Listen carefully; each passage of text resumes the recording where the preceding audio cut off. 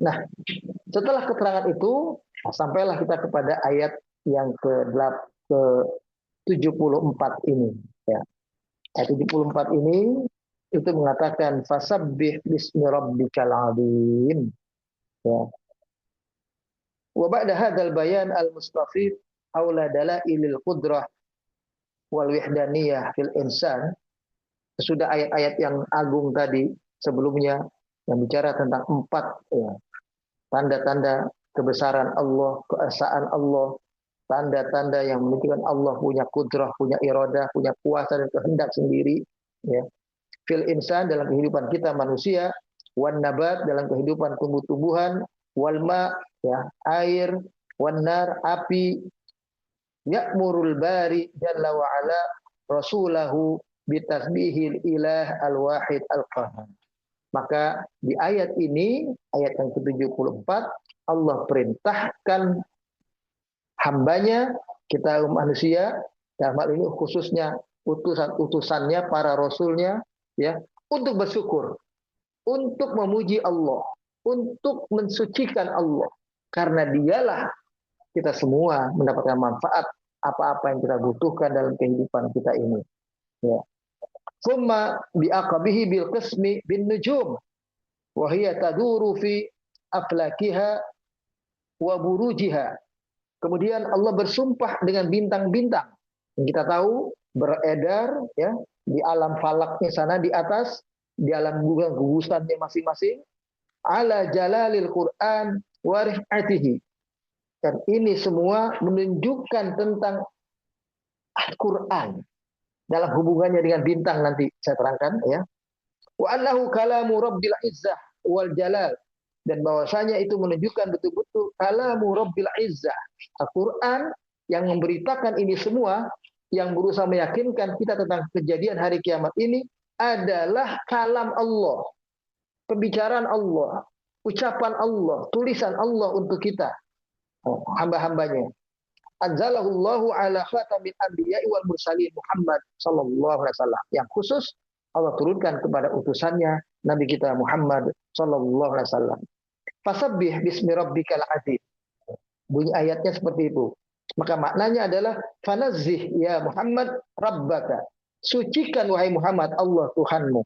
Amma adhafahul musyrikuna ilaihi min sifatil ajz wa dha'f.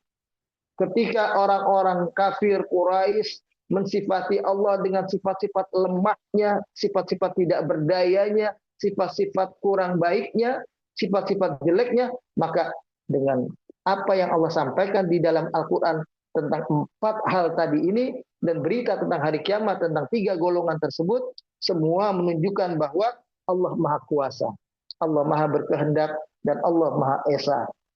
Hanya Dia yang melakukan itu sendiri. Ya. Qul ya Muhammad subhanallahil azim. Subhana man khalaqa hadzal asya' bi qudratihi. Ucapkan wahai Muhammad, Maha suci Allah, zat yang maha agung. Maha suci Allah, zat yang telah menciptakan semua ini dengan kekuasaan dan kehendaknya. Dia sendiri yang menciptakan semua. Peran manusia cuma sedikit, nanam biji, selesai. Peran manusia dalam menciptakan manusianya sendiri hanya berhubungan badan suami istri, selesai. Setelah itu urusan Allah semuanya. Ya. Kemudian wasakharaha lana bihikmatih. Subhanahu ma a'zamu sya'nuhu. Ma a'zamu sya'nuhu. Ya. Wa akbaru sultan. Dialah Allah yang menundukkan untuk kita semua ini sehingga menjadi manfaat buat kita. Jadi semua Allah hadirkan untuk manusia. Ya.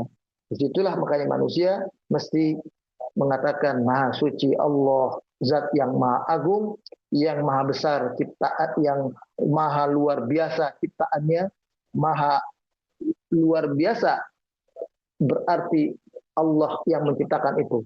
Keagungannya, kebesarannya, kekuasaannya di atas apapun yang ada. Ya. Kemudian Allah bersumpah, sumakala fala uqsimu bimawaqi'in nujum. Ya. Maka demi Allah, artinya kalau kita kan bersumpah demi Allah, maksudnya Allah bersumpah demi ya, apa yang beredar dari bintang-bintang yang ada di langit. Ini menarik. Mengapa Allah bersumpah demi bintang? Karena Allah hendak mengajarkan Al-Quran kepada kita. Bintang itu adalah lambang, simbol. Di langit itu, orang yang berjalan di kegelapan malam, sebelum ada sekarang ini ada kompas, sebelum ada lampu, ya sebelum ada cahaya, maka cahaya bintang itu yang diandalkan untuk menjadi penunjuk jalan mereka.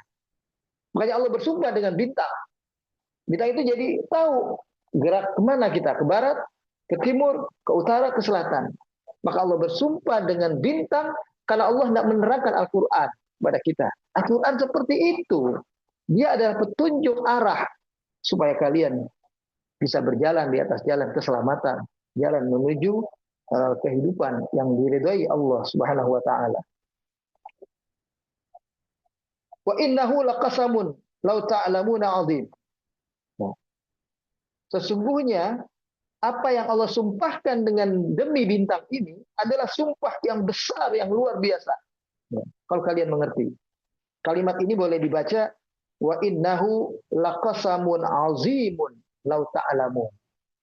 Tapi dengan bahasa indahnya Al-Quran, Allah menempatkan kata azimnya di bagian belakang.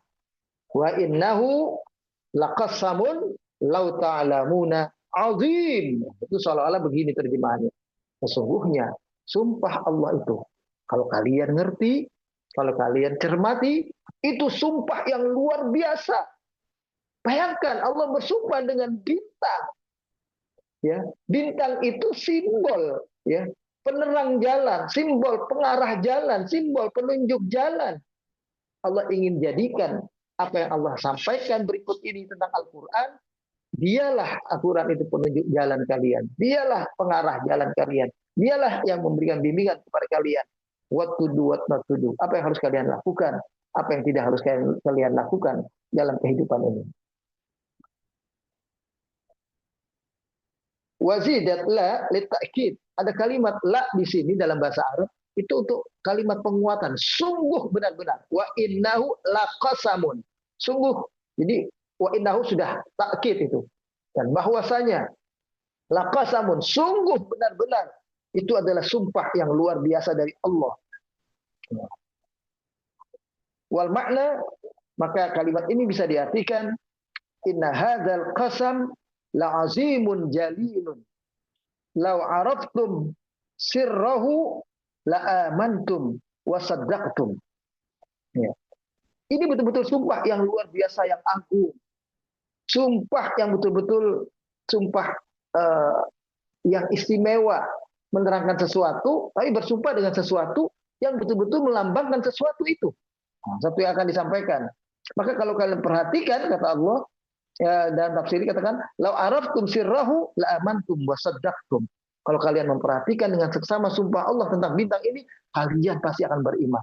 Kalian pasti akan membenarkan apa yang dibawa oleh Nabi Muhammad sallallahu alaihi wasallam.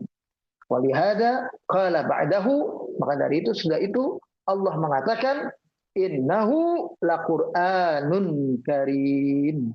Sesungguhnya apa yang kalian terima ini semua selama ini menjadi petunjuk jalan bagi kalian, itu adalah Al-Quran yang agung. Itu adalah Al-Quran yang karim. Engkau tidak tahu tadinya tentang biji yang ditanam. Engkau tidak tahu tadinya tentang air mani itu bisa menciptakan manusia seperti semua manusia saat ini hidup. Engkau tadinya tidak tahu tentang dari mana sumber api. Engkau tidak tahu tadinya dari mana air itu datang. Kenapa ada sumber-sumber mata air di gunung. Ya. Kenapa ada air sungai. Ya. Dan ada air laut. Bertemu sungai dan laut, tapi tetap yang satu asin, yang satu tawar. Tidak saling mencampuri. Tidak saling mempengaruhi rasa. Dan seterusnya. Nah, ini menunjukkan bahwa di situ ada zat yang agung, yang mengendalikan, yang mengontrol, yang menciptakan, dan menghadirkan itu semuanya untuk kita, umat manusia. Jadi, di sini karena Al-Quran. Karena Al-Quran pula kita tahu tentang adanya 3 golongan nanti di hari kiamat. Kalau enggak, kita tidak tahu berita tentang hari kiamat akan ada 3 golongan itu. Kalau bukan karena Al-Quran, kita tidak tahu siapa Bani Israel. Kita tidak tahu siapa orang Yahudi, siapa orang Nasrani. Kalau bukan karena Al-Quran, kita tidak tahu siapa Nabi Adam, siapa Nabi Nuh, siapa Nabi Ibrahim. Nabi Muhammad adalah orang yang tidak tahu apa-apa. Sebelumnya dia bukan orang yang pandai, bukan orang yang pernah membaca kitab atau tulisan apapun sebelumnya. Bahkan beliau Allah takdirkan dalam kondisi yang tidak pandai membaca dan menulis. Ini mengartikan bahwa sumber ilmu beliau betul-betul dari Allah. Pengetahuan beliau tentang apapun dari Allah. Dari mana maksudnya? Dari Al-Quran itu sendiri. Maka Allah katakan, innahu laqur'anun karim. Sesungguhnya itu adalah Quran yang mulia. Hadza huwal muqsamu alaihi. Ya, ini adalah yang dimaksud dari objek sumpah Allah. Itu tujuannya adalah ke Al-Quran. Jadi Allah bersumpah dengan bintang, tujuannya Allah hendak menerangkan Al-Quran itu hebat. Al-Quran itu agung. Al-Quran itu istimewa. Al-Quran itu mukjizat. Ya. Fa uqsimu bimawaqi'in nujum inna hadzal qur'ana kalamu rabbil alamin laisa muftara 'ala Allah wa laisa bisihrin wala kuhanah kama za'amal musyrikun bal huwa qur'anun majid ya katsirul khairat wal barakah. Allah bersumpah dengan bintang-bintang itu untuk menjelaskan bahwa Al-Qur'an ini adalah betul-betul kalam Allah yang hak agung itu. Allah Rabb semesta alam ini, ya, dan bukan hal yang diada-adakan, ya. Atau orang mengatasnamakan ini dari kalam Allah, padahal tulisannya sendiri, tulisan pendetanya sendiri, tidak. Ini betul-betul langsung dari Allah melalui malaikat Jibrilnya, ada yang langsung diterima oleh Nabi kita Muhammad SAW. Dan apa yang disampaikan Allah kepada Nabi Al-Quran ini bukan hal yang membuat beliau jadi ahli sihir, ya. Bukan membuat beliau jadi tukang tenung, jadi paranormal, sebagaimana tuduhan orang-orang musyrik kepada beliau. Ya. Karena punya Al-Quran itu jadi bisa sihir dia, bisa jadi tenung, bisa jadi dukun, bisa jadi paranormal, membaca zaman, membaca ini semua. Itu karena dia punya, kalau bahasa kita mungkin menganggapnya itu dia punya kitab apa ya, katakanlah dapat wangsit, dapat apa semacam itu. Tuduhan orang-orang musyrik seperti itu. Tidak, Al-Quran itu adalah Quran yang mulia, Quran yang agung, Quran yang di dalamnya banyak kebaikan-kebaikan, banyak manfaat, banyak keberkahan-keberkahan di dalamnya yang kita mesti pelihara.